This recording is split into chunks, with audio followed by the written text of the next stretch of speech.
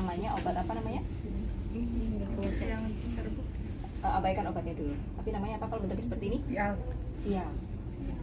Ya, kalau yang bentuknya seperti ini adalah ampul. ampul. Ya, teman-teman ya.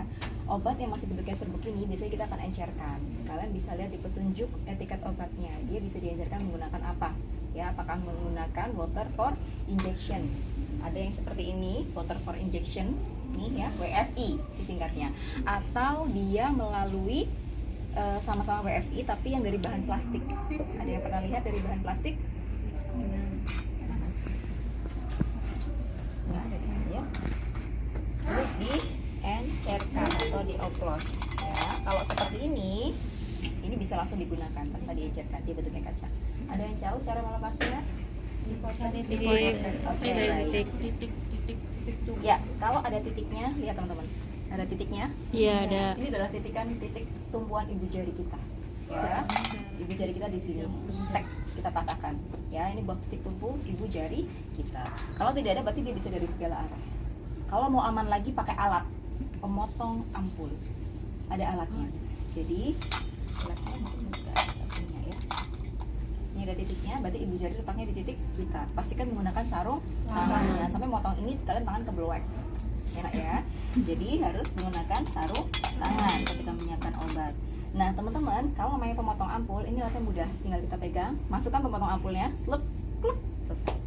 Ya, jadi pemotong ampul dipasang di sini. Klek, kita klek, selesai. Buang. Gitu. Gampang ya kalau pakai pemotong ampul. Kemudian ini sudah, ini merupakan vial. Ini merupakan ampul, ya. Ini adalah larutan untuk melarutkan atau mengencerkan, ya. Kenapa di bawah hitungan obat teman-teman pernah baca pakai pengencer, berapa banyak diencerkan, gitu ya. Tapi seperti ini teman-teman, Ibu kasih penjelasan. Di sini ada 50 mili alias 50 cc WFI. Ini ada omeprazol 40 mg, ya. Ibu akan encerkan si omeprazol ini dengan 10 cc WFI. Berapa kandungan omeprazolnya? Tetap 40, karena kandungan di dalamnya. Mau diencerin pakai 50 cc pun kandungan omeprazol tetap 40. Ya, kita suka mengencerkan atau memberikan pengencer nanti ketika supaya penghitungannya mudah. Ya, kita gunakan pengencer. Jangan kalian mempersulit diri. Saya mau encerkan dengan 7,5 cc WFI. Susah nanti kalian ngitung kalau memerlukan dosis obat yang kecil-kecil ya. Tapi kalau kita encerkan dengan 10 cc, 50 cc, 20 cc dengan hitungan yang mudah, itu diharapkan nanti ketika menghitung dosis obat ini kalau dibutuhkannya tidak semuanya diberikan kepada pasien, kita bisa jauh lebih mudah dalam menghitung obatnya. Ya, ini adalah serbuk omeprazol. Omeprazol semua ya. Nah, dari etiket obat ini teman-teman bisa lihat di sini 1 gram. Ya, di sini 40. Keliling dulu obatnya. Nyala, nyala. Nyala Mbak, nyala.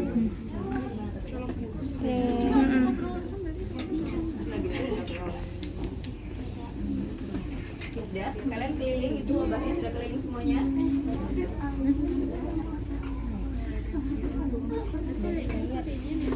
Kenapa yang apa yang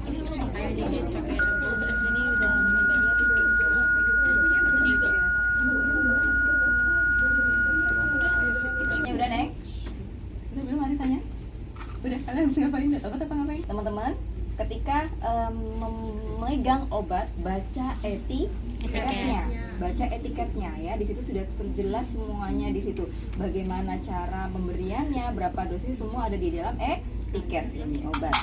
Alat yang pertama adalah yang atas adalah namanya infus pump. Dari kata infus dan pump. Infus, pompa. Pompa, infus. Ini alat canggih, bisa men-setting berapa banyak cairan yang akan masuk kepada pasien, disetting menggunakan alat. Nggak mungkin akan kebolongan, nggak mungkin akan kecepatan, dan nggak mungkin akan kelambatan. Tergantung dari settingnya masing-masing pasien, ya, dan perawat yang melakukan penyetingannya. Ya. Sama, ini namanya apa? Syring pump. Syring adalah bahasa lainnya dari nih, disposable syring atau squid. Ya, ini adalah alat untuk memberikan obat sama intravena, parenteral, tapi menggunakan alat namanya syring pump, memompa ini suntikan. Ya, dalam bahasa mudanya adalah alat untuk memompa suntikan. Syringnya akan dipasang di sini. Biasanya syring dipasang adalah yang ukuran 50 mili atau 10 mili juga bisa sih, masih cukup 10 mili ya. Ada speed 50 cc nggak? Dalam 50 cc itu harus habis 24 jam. Kan nggak mungkin kalian 24 jam megangin speed 50 cc masukin sedikit-sedikit kan. Ketika mengambil speed yang 50 cc, ini adalah kateter tip yang untuk memberikan feeding NGT atau OGT yang seperti ini ya. Nanti kalau speed 50 cc bentuknya seperti injeksi tapi dia besar, seperti ini besar ya. Ada Mbak speed yang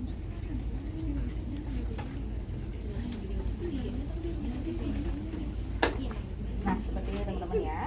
Nanti dia akan dipasangkan ya sirip pump. Tinggal nanti kita setting diannya mudah, tinggal kita masukin berapa banyak yang akan dihabiskan. Misalkan yang akan dihabiskan 50, dia habis dalam 24 jam, nanti alatnya akan otomatis menghitung, jadi kita nggak perlu ngitung kalau pakai alat namanya sirip pump. Terus kalau infus pump juga sama, boleh pindah. Nah infus pump ini harusnya lebih rendah ya, ini bisa lebih tinggi lagi. Ini nggak bisa. Sama ini juga, tinggal teman-teman nanti pasangkan di sini.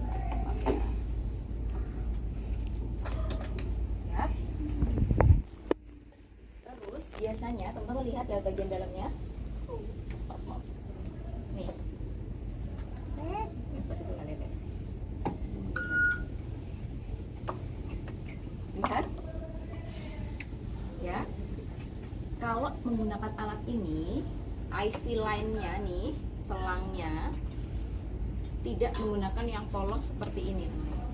Lihat, kalau teman-teman lihat ini polos ya, nih polos ya.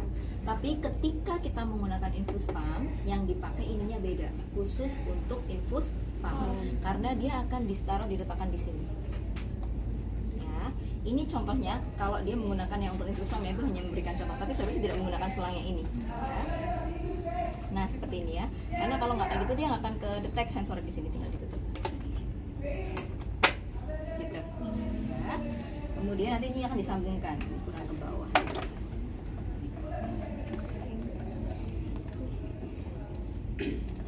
Harusnya khusus ya nak ya. Ketika kita menggunakan alat ini, pastikan IV line-nya juga khusus untuk yang infus pump. Karena kita akan masang dia, ini ada bola-bola ininya, ini adalah sensor untuk netesin dia ke bawah. Nanti akan dipasangkan di sini. Dia harusnya tengahnya ada gripnya di sini. Tinggal kita klekkan di sini, nanti dia akan terpasang seperti ini. Ya, kalau menggunakan yang memang pasangannya untuk yang infus pump, tapi ini adalah selang infus biasa. Jadi terus gitu. Tinggal nanti dijalankan alatnya, kita setting. Misalkan satu pelapot berapa cc isinya nih? 500 mili, 500 cc. Habis dalam 24 jam tinggal kita setting nanti. Volumenya 500, kemudian waktunya, time-nya 24 jam, start. Udah dia akan ngitung sendiri dan akan jalan.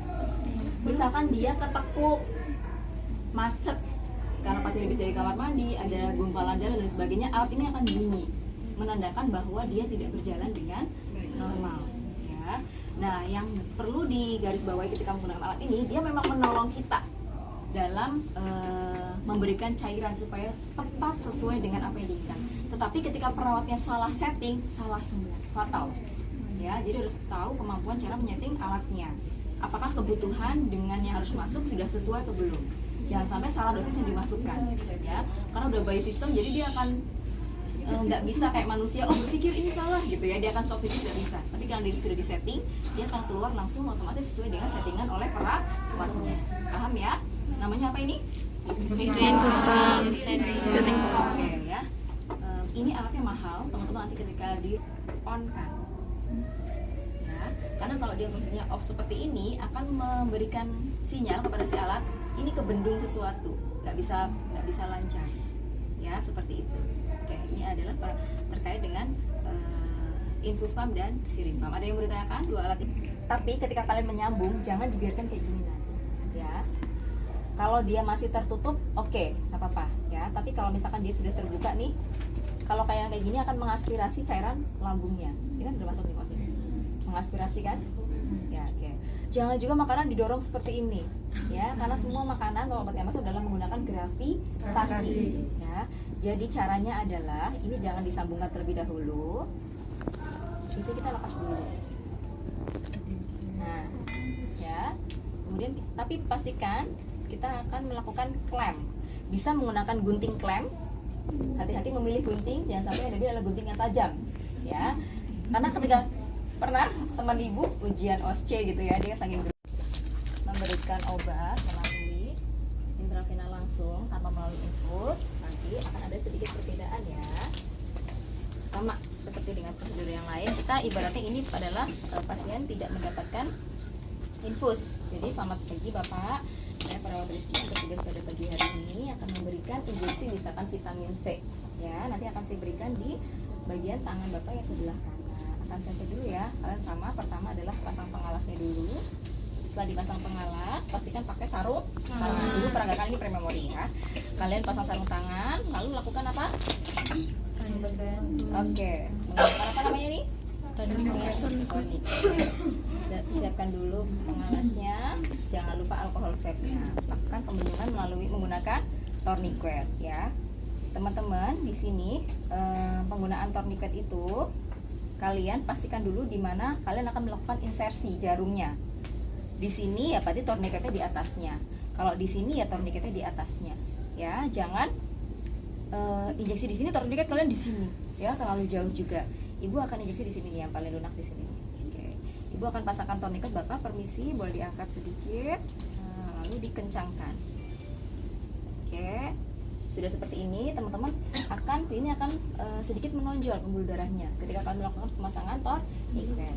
Nah, sambil mengobservasi area mana yang akan kalian tusuk.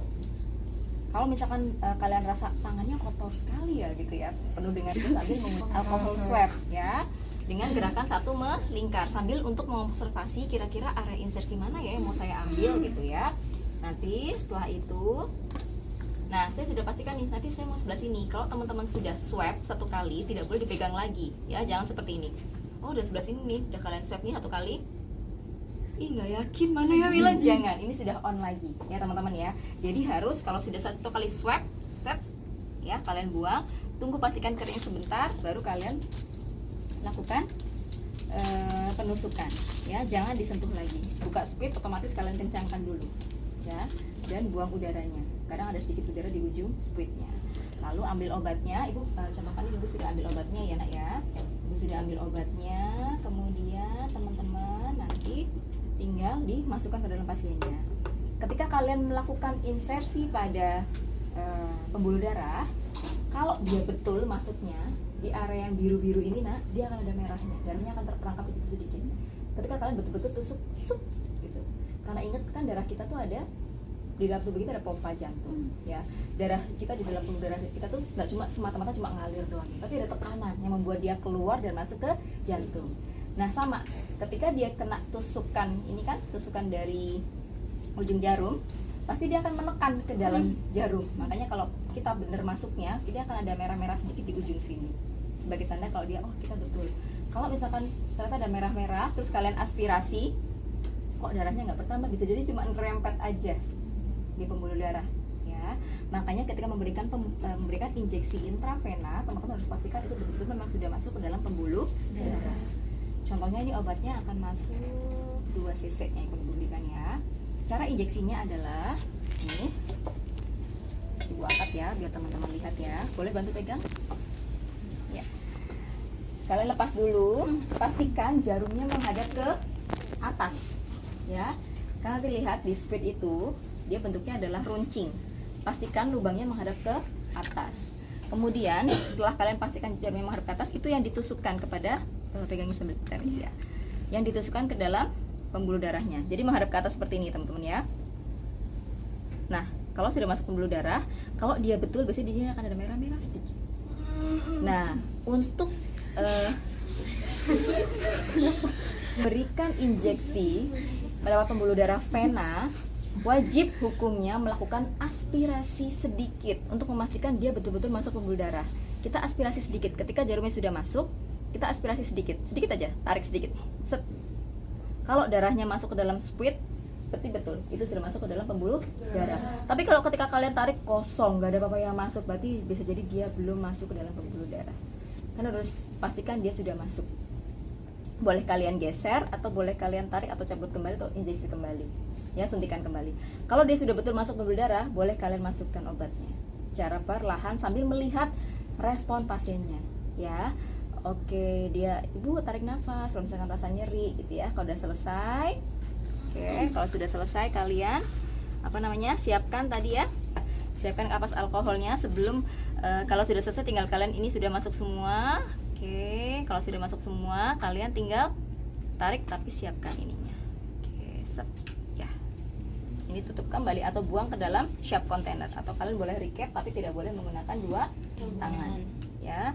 Oke, lalu kalian menggunakan apa nih? Mikropor. Mikropor atau plester yang ada di situ. Biasanya kalau kita